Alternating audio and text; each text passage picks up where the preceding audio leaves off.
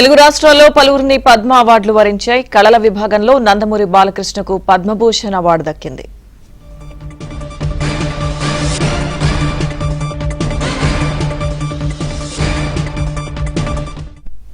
పద్మ అవార్డులకు సంబంధించి పూర్తి సమాచారం మా ఢిల్లీ బ్యూరో చీఫ్ కృష్ణ అందిస్తారు.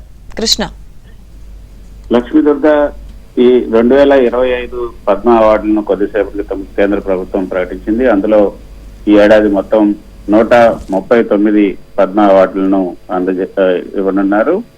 ఈ 139 పద్మ అవార్డులకు సంబంధించినటువంటి అవార్డుకి సంబంధించినటువంటి పేర్లను కొద్దిసేపు క్రితం ఈ యొక్క కేంద్ర ప్రభుత్వం విడుదల చేసినటువంటి జాబితాలో 7గురికి పద్మ విభూషణ్ అవార్డులు, 19 మందికి పద్మభూషణ్ అవార్డులు, 113 మందికి పద్మశ్రీ అవార్డులను బహుకరించనున్నారు. వారి పేర్లలో అంటే మొత్తం 139 మందిలో తెలుగు రాష్ట్రాలకు సంబంధించిన వారు కేవలం 7గురు మాత్రమే ఉన్నారు. అందులో డాక్టర్ నాగేశ్వర రెడ్డికి పద్మ విభూషణ్ అవార్డును అందజేయనున్నారు. అదేవిధంగా నందమూరి బాలకృష్ణకు సినీ నటుడు నందమూరి బాలకృష్ణకు పద్మభూషణ్ అవార్డును అందజేయనున్నారు.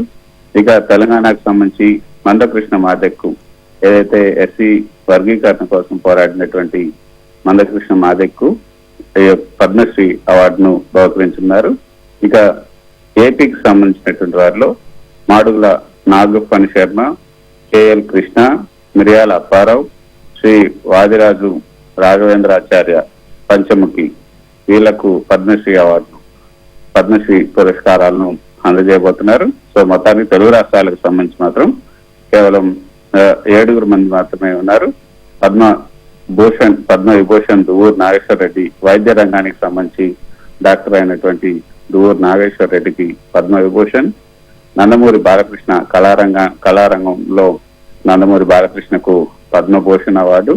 ఇక పద్మశ్రీ అవార్డులు మాత్రం ఏపీ నుంచి కేఎల్ కృష్ణ విద్యా సాహిత్యం రంగం నుంచి, మాడుగుల నాగఫణి శర్మ కళారంగం ఆంధ్రప్రదేశ్ నుంచి, మంద కృష్ణమాదిగ ప్రజా వ్యవహారాలు రంగంలో తెలంగాణ నుంచి మంద కృష్ణమాదిక్కు, అదేవిధంగా మిర్యాల అప్పారావు ఆయన మరణానంతరం ఈ యొక్క అవార్డును ఇవ్వబోతున్నారు, పద్మ అవార్డును. అదేవిధంగా ఆయన్ను కళారంగం ఏపీ నుంచి కళారంగానికి ఎంపిక చేశారు. విద్యా సాహిత్యం నుంచి ఏపీ నుంచి విద్యా సాహిత్యం రంగంలో వి రాఘవేంద్రాచార్య పంచముఖి వీరికి మాత్రమే ఈ యొక్క పద్మశ్రీ అవార్డును ఇవ్వబోతున్నారు. మొత్తానికైతే లక్ష్మీదుర్గ మొత్తం ఈ ఏడాది ప్రకటించినటువంటి 139 పద్మ అవార్డుల్లో 7 పద్మవిభూషణ్ అవార్డులు, 19 పద్మభూషణ్ అవార్డులు, 113 పద్మశ్రీ పురస్కారాలు అందజేయబోతున్నారు.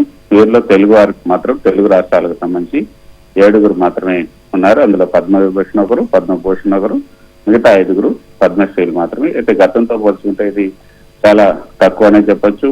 మరి తెలుగు రాష్ట్రాలకు ఎందుకు ఇంత ప్రాధాన్యత తగ్గింది అన్నది కూడా ఎవరికి కూడా అర్థం కావట్లేదు.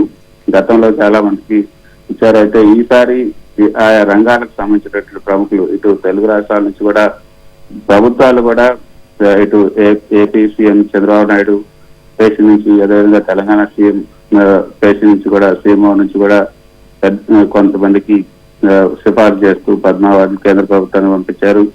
అంతేకాకుండా విడిగా కూడా అంటే కొంతమంది ప్రముఖులు అంటే ఎప్పుడు కూడా ఎన్డీఏ ప్రభుత్వం అధికారంలోకి వచ్చిన తర్వాత, మోదీ ప్రధాని అయిన తర్వాత ఈ పద్మశ్రీ అవార్డులకు సంబంధించి సామాన్య వ్యక్తులు కూడా వాళ్లకు అవార్డుల కోసం దరఖాస్తు చేస్తున్న అవకాశం ఉంది. ఎవరికైనా సరే అవార్డు ఇవ్వాలంటే ఎవరైనా కూడా సిఫార్సు చేస్తూ దరఖాస్తు చేయొచ్చు.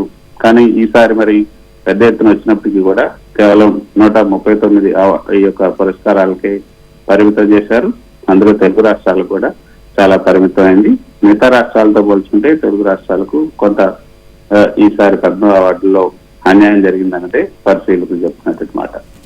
Lakshmi Durga. Right, thank you Krishna.